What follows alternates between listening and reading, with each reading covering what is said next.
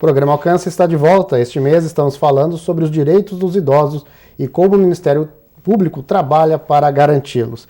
Uma questão recorrente nas ações, seja na área de saúde ou até de proteção do idoso, na questão do abrigo, uma questão recorrente é a situação econômica do idoso, né? Geralmente o aposentado vai perdendo poder aquisitivo e vai perdendo aquela condição também de se manter sozinho. De quem que é a responsabilidade pela manutenção econômica do idoso, promotora? A complementação da manutenção ou a manutenção dele, a primeira responsabilidade é da família. Até o momento que o idoso foi o chefe de família, que os filhos não eram maiores, a responsabilidade era do pai e da mãe de manter essa família. Depois a situação inverte, né? A família tem o dever de auxiliá-lo nas suas necessidades, sejam elas econômicas ou quaisquer outras. E como também, falhando ou não existindo a família, então temos a sociedade que também tem a sua parcela de participação e o poder público. Existem políticas públicas também que destinam aos idosos de baixa renda, desde cadastrados e o serviço social assim defina, que podem obter uma complementariedade de renda. Entramos aí então na questão do abandono. Às vezes a família tem condições, mas por alguma situação abandonou o idoso, ou porque ele já dava muito trabalho para cuidar, né, exigia muitos cuidados, por ser incapaz às vezes. Qual é a responsabilidade então perante a lei dessa família que abandona o idoso? Como fazê-la cumprir com o seu papel? Nós temos muitos casos desses, então nós procuramos normalmente chamar a família, conversar, para ver se há um acordo, se fazer um acordo de alimentos que inclusive pode ser chancelado pelo Ministério Público. Se não houver essa possibilidade, nós vamos ajuizar uma ação para que seja alcançado esse complemento de renda de que o idoso necessita, às vezes até para ser abrigado, né? Que ele precisa custear. Mas todo idoso, toda pessoa a partir dos 65 anos que não tiver nenhuma renda, não tenha contribuído para a assistência social, tem direito ao benefício de prestação continuada. Normalmente, todos aqueles que estão em instituições de longa permanência, as próprias instituições já encaminham esses pedidos, né, para que possa, inclusive, auxiliar com a sua manutenção na entidade. É pouca coisa, mas no máximo, melhor dito, 70% da aposentadoria ou do benefício previdenciário ou assistencial pode ser carreado para as instituições, porque elas também têm muitos e muitos custos, e infelizmente em Santa Catarina nós não temos nenhuma instituição de atenção aos idosos de longa permanência que seja pública. Todas elas são da iniciativa privada. A senhora também estava falando antes de gravar o programa de situação inversa. Às vezes o idoso é que tem a melhor situação financeira da família. E nesse caso, a lei também diz que ele tem que atender a sua família, né? Suponhamos que esse idoso tenha uma boa situação econômica e ele tem um filho que tem alguma deficiência mental ou alguma outra deficiência sensorial ou física, ele tem que auxiliar também, e até o neto, né? Se esse neto não tiver em paz, se os pais forem ausentes, né? Ele pode ser acionado também. Existe o dever dele também auxiliar a sua família, ainda tendo condições. Doutora, qual é o papel do Conselho Municipal do Idoso? Como é que funciona essa estrutura? Bom, é muito importante o Conselho Municipal do Idoso. Embora o Estatuto do Idoso não obrigue a existência do Conselho, nós nos empenhamos muito para isso que aconteça, para que os municípios possam ter uma política pública na área do idoso, para que realizem o cadastramento de todos os idosos, para verificar quais são as doenças prevalentes, as necessidades prevalentes, porque para em cima desses dados serem estabelecidas estratégias de ação para proporcionar a essas pessoas melhor qualidade de vida. Inclusive, nos planos de habitação, no mínimo 3% das moradias tem que ser destinadas ao idoso. Então, é muito importante que o Conselho esteja aí para poder fiscalizar esse tipo de situação, e porque ele também vai atuar nas situações em que lhe chegam, né, de falta de assistência, de abandono, né, e é um pessoal que acaba sendo treinado, né, e com capacidade de auxiliar os administradores públicos. Os administradores públicos não têm que olhar essa política participativa exercida através dos conselhos como uma interferência indevida na sua administração. Eles são parceiros, eles estão aí para colaborar no sentido de que a política pública desenvolvida por cada um dos municípios, estados e também a União seja a melhor possível e a mais próxima daqueles que necessitam. Então quer dizer que quando a gente fala em direito do idoso, o promotor de justiça não atua somente atendendo aquele cidadão que tem algum problema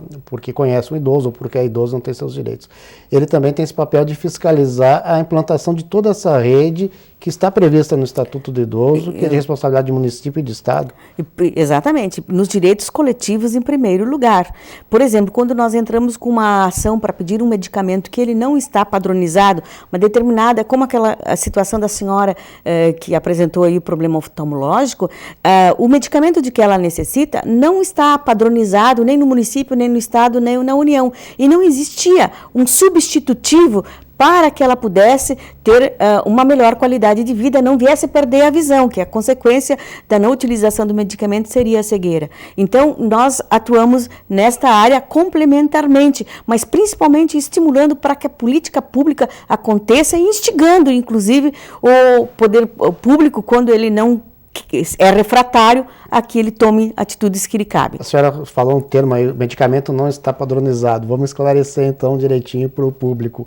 Há uma lista de medicamentos que já são de dever do Estado ou do município oferecer junto à rede pública. Isso que se chama o medicamento padronizado, né? Isso. Existe a RENAME, que é a Relação Nacional de Medicamentos, que são aqueles mais comuns para atenção básica, mas o município pode ter sua própria lista em que ele relaciona os medicamentos para atender as doenças prevalentes na população que ele atende. O Estado também tem uma relação. Então, em termos de união, existem os protocolos clínicos e as diretrizes terapêuticas, onde estão relacionados todos os medicamentos que recebem auxílio ou financiamento da União. Nem sempre o financiamento é integral. Muitas vezes ele é partilhado com o Estado e com o município, porque todos esses entes têm obrigação de aplicação em saúde de determinados percentuais. O município é 15% da renda dos seus tributos e o Estado é 12%.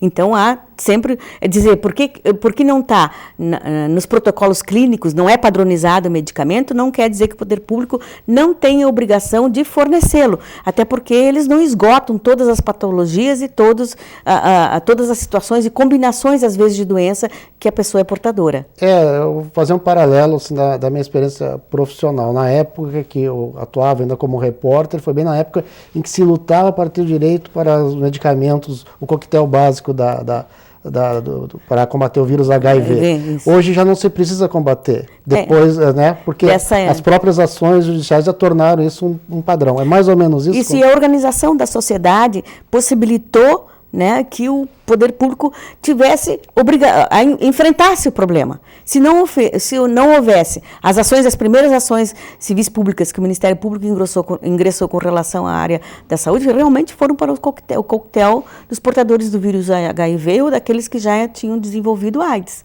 Então, mas a sociedade, a movimentação da sociedade, daí nós participamos também, não ficamos de fora, porque o Ministério Público é o advogado da sociedade, então ele tem que conhecer, saber o que é que ela precisa, que ela reivindica e nos engajar nessas lutas também.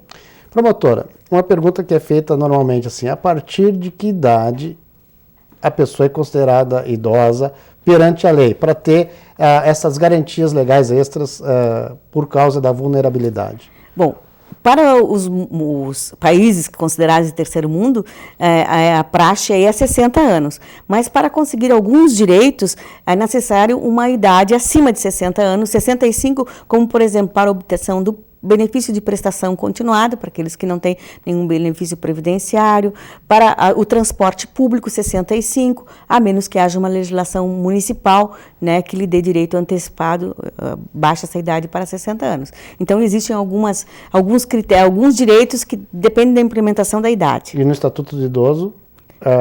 O idoso é a partir de 60 anos. A partir de 60 anos. 60 anos. Uma pessoa com 59, 57, que é vulnerável, ela não está beneficiada por todas essas garantias extras do Estatuto? Não, aí ela vai entrar na seara da assistência social. Aí ela vai ter que socorrer e quem vai auxiliá-la é a rede de serviços da assistência social. Promotora, a gente quando encerra sempre dá a última palavra para o promotor falar, dar algum recado sobre o tema para o público que nos assiste. A senhora poderia falar alguma coisa especial, alguma coisa que não foi tratada no programa, a senhora acha relevante? Bom, o nosso Sistema Único de Saúde, ele pode não ter o financiamento ainda em nível de que necessita para atender todas as necessidades da população e que são inúmeras e que se sabe que são inesgotáveis, não haveria recurso público. Mas ainda existem muitos recursos que não são aplicados na saúde. Então, nós temos que estar vigilantes e a população é os nossos olhos no dia a dia se houver mau emprego das receitas públicas. Inclusive, uma situação que nós estamos enfrentando no Estado agora é a questão do pagamento de idosos com o percentual que ele deveria ser aplicado em saúde. Existe uma ação popular, né, que inclusive eu trabalhei a semana passada, que contesta essa situação, porque seria um valor expressivo que deveria ser revertido na saúde. E as pessoas não têm que ter medo de procurar os seus direitos. E principalmente pelos canais competentes para que o município e o Estado não se desestruture. Ok, muito obrigado por sua participação no nosso programa. O programa Alcance termina aqui e volta no mês que vem. Até lá.